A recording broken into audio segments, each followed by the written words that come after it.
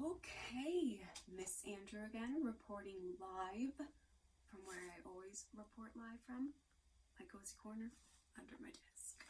So today we are going to read George Washington Sock's A Time Travel Adventure, Chapter 30. When do we go on the adventure? Katie asked impatiently.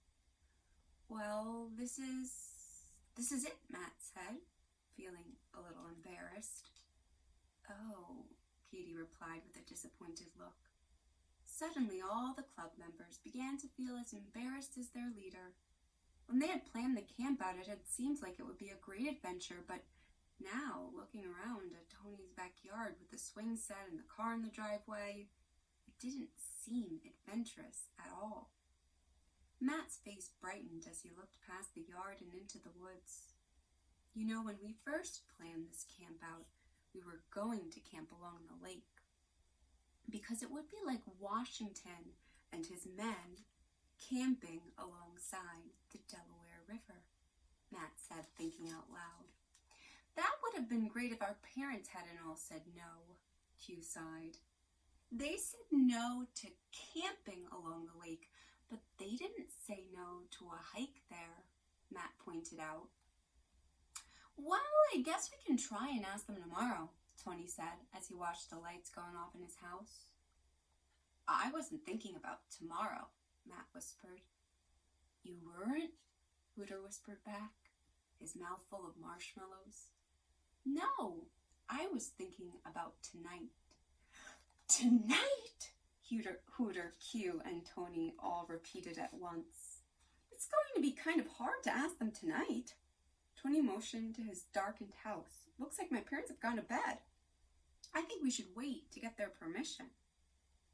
What could be wrong with a little hike? Matt pleaded. Besides, it would be great for the club. We don't just want to read about adventures. We want to have them too. Some of those rebel soldiers were only a few years older than we are. Once they crossed the river, they had to walk for 9 miles in the dark in a snowstorm. And when they reached Trenton, they had to fight for their lives. Come on, Tony. Compared to that, a little walk alongside a lake is no big deal. I don't know, Tony hesitated. I don't want to get into trouble. Technically speaking, we aren't disobeying anyone, Q pointed out. Since none of our parents said anything about a hike, we don't know whether they would mind or not. Q rubbed his chin just the way he had seen Sherlock Holmes do in a movie. Sherlock Holmes was Q's hero. What are they talking about? Katie whispered as she sat down next to Hooter. I'm not sure, Hooter whispered back, handing her the bag of marshmallows. But I think we're going somewhere. After a bit more discussion, it was decided that the club would extend their first adventure from the campout to a hike. And not just any hike, but a night hike along the lake. To get there, all they had to do was follow the path through Tony's woods. They had all been on the path before, but never at night. Tony seemed the most hesitant. I don't know if this is such a hot idea, he said. Don't worry, Matt tried to assure him. Your parents have gone to sleep and they'll never have to know about it. He stood up. We'll leave the fire going for you, Katie. There are still some hot coals burning. You be a good girl and go to sleep in the tent. It's too dangerous for little kids out there. He pointed ominously in the direction of the woods. I'm not a little kid, Katie said indignantly. I want to go with the club. I want to go with you, Matty-O. Look, Katie, you can have that whole bag of marshmallows all to yourself. You don't have to share them with anybody. Matt tried coaxing her, but Katie wouldn't budge. If you don't let me come, I'll go and tell Tony's mom to call Mom and Dad. I'm going to tell them that you went on a hike to the lake and you wouldn't take me, she countered. Matt let out a loud sigh. He knew he was beat.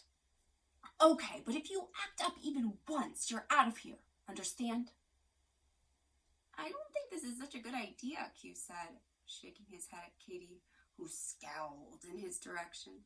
What if she falls into the lake? Or what if she gets lost? Or what if she tells Tony's parents where we are? Matt interrupted. You have a point there, Q conceded. Then it's settled. We're all going, so let's put out the fire, Matt said, kicking some dirt over the still glowing coals. Everyone stood up and did the same. Katie grinned and fired her squirt gun at Q. Psst. Hey, he yelled, for it was a direct hit on his glasses. You'd better save your ammunition, kid, Hooter told her. You might need it for later on. Everyone began to make jokes about Katie's vast array of weapons and how she would carry the club's arsenal in case of attack. It was easy to laugh and joke in the safety of Tony's yard, but as they entered the woods, they soon grew quiet. It sure is dark in here, Katie whispered.